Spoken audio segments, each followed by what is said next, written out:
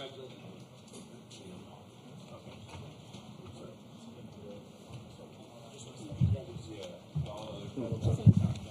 want to remind you that Hammond Communications posts a recording of these news conferences in the NCAA Digital Media Hub at ncaa.veritone.com. Transcripts are provided by ASAP and will be posted shortly.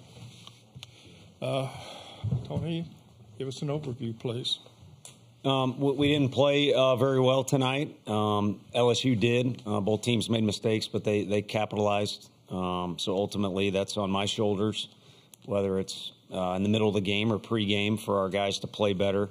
But this thing's already over with, and in my mind, in the past, the game I'll choose to remember this team by was yesterday.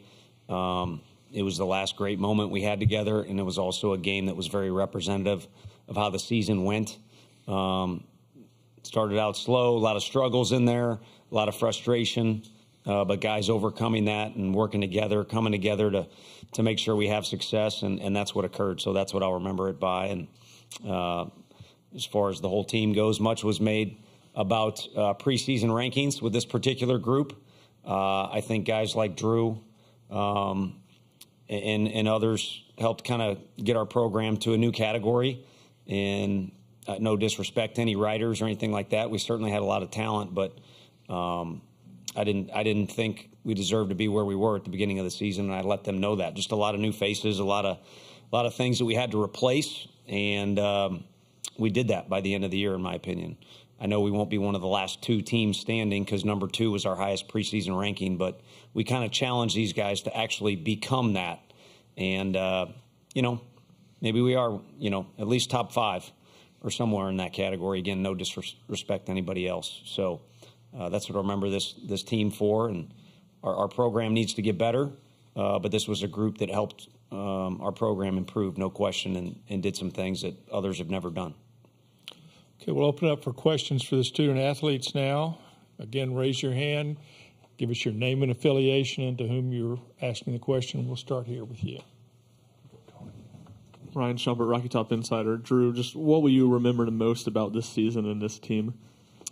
Yeah, I mean, the thing I remember the most is probably the tough times we had and just the hills we had to climb. I mean, this season starts not just in February. It starts back in August when we got on campus in the fall. I mean, it's a grind. You go through so much with your teammates and your coaches, and you figure things out, then things don't work, and you figure out something else. And I think just all those trials and tribulations that were thrown at us and that we had to fight through as the season went on, that's just the things you remember because you just push through it with your brothers, the guys beside you, the coaches beside you, and that's just the memorable parts is the winning's great, but making a bond and making like a family with the guys beside you is the part that you come out on top with.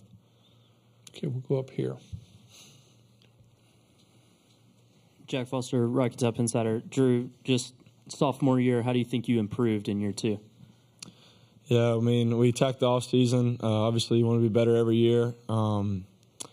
Just try to be more precise. Try to take care of my body a little more than I did last year.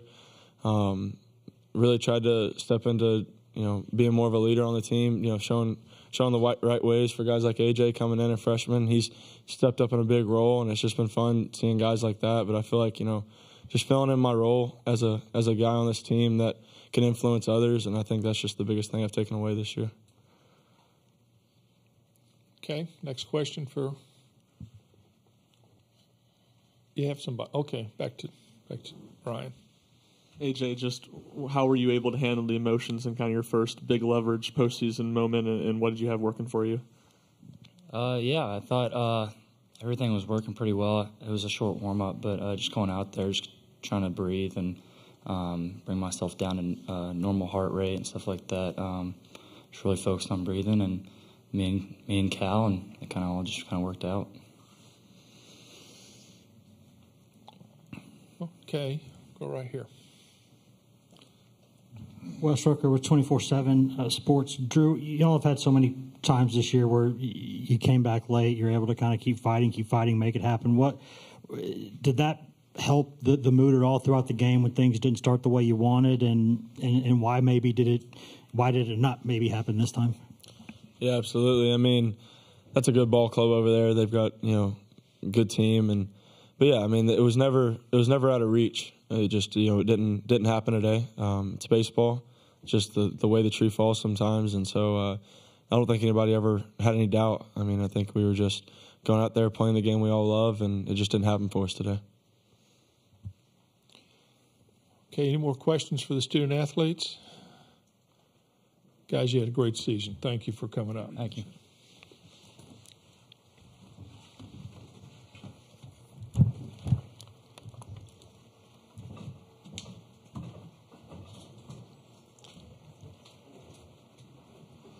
Now we'll open it up for questions to Tony.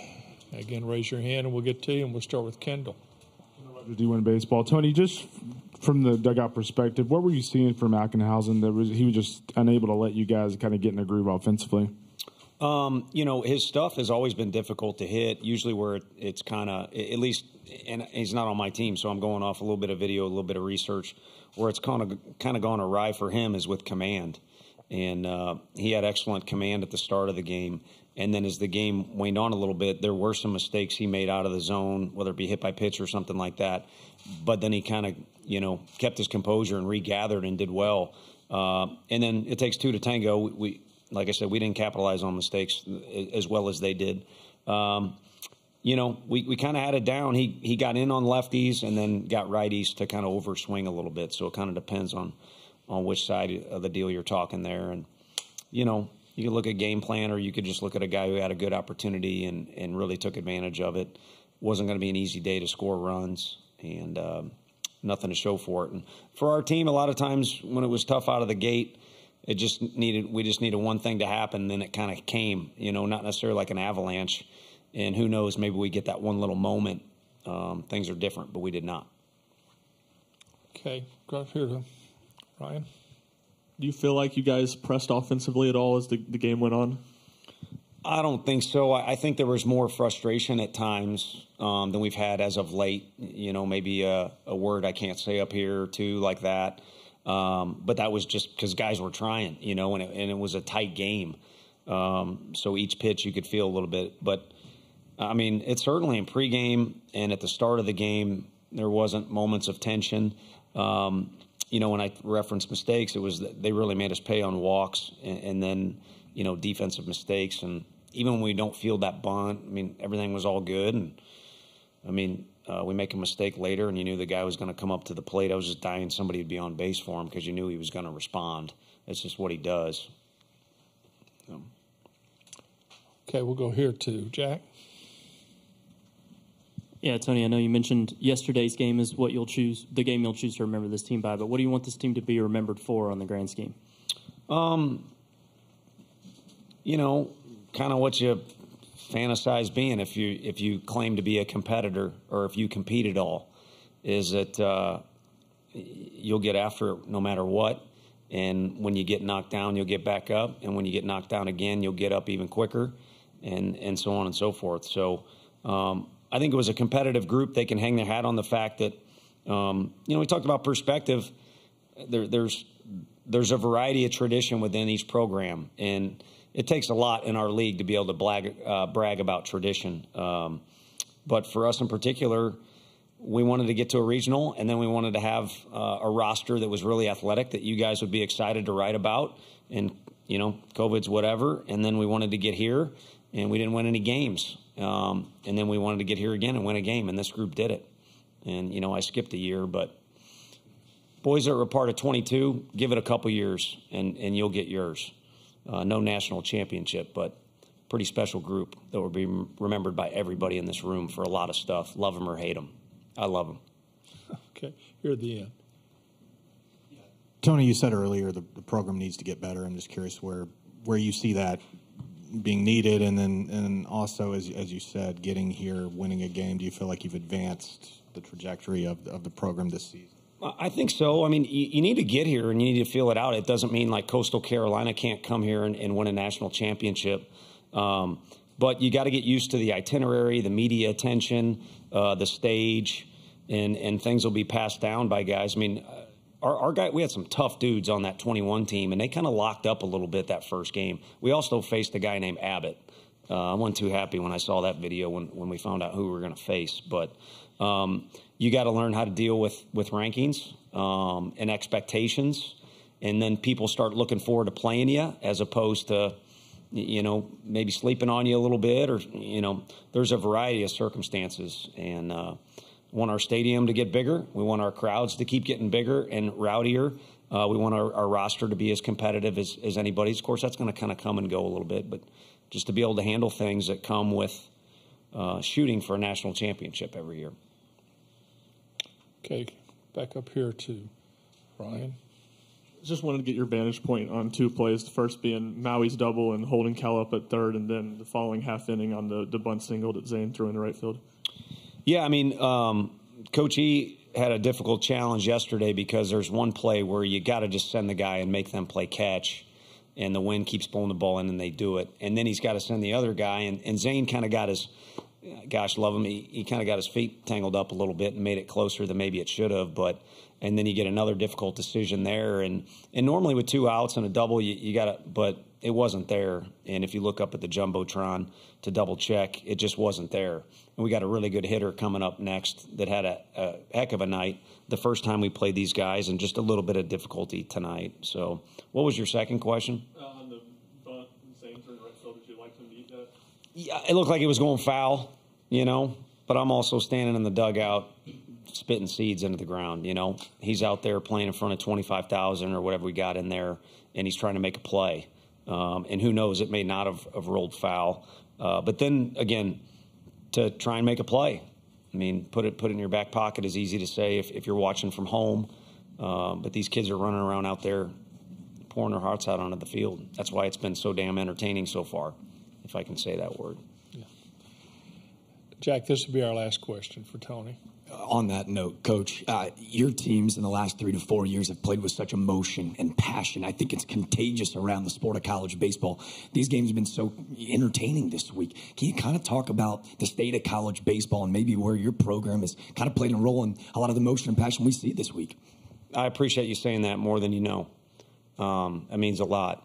I think last year's team, kind of what I was going on a tangent about or ready to go on a tangent was they got people talking about the sport. I mean, big leaguers, all kinds of people. And, again, part of it was they didn't like me or our players or anything like that, or we did some foolish things or we did some great things, but it got people talking. And we're not the only ones. I think these indoor facilities these kids train at, they're putting in more work. Media, whether it be social media or now all these games are covered. All those things are elevating the play and the amount of passion these kids pour into this thing. And I think our sport, I'm prejudiced, but I think our sport more than any other collegiate sport has more momentum and is on a greater incline than any other. And this thing here has become an absolute party in Omaha. They do a good job of hosting it, but the trajectory is not going to slow down. And this thing had a lot of star power, maybe more star power than any other one at this. You guys would know better than I. So why can't next year have even more star power? Having said that, hopefully Florida's not here. That big old first baseman, though, is probably be a good guy to have around here. We got a couple, too, though. Tony, thank you. Thank you. Congratulations again. Appreciate you. Yeah.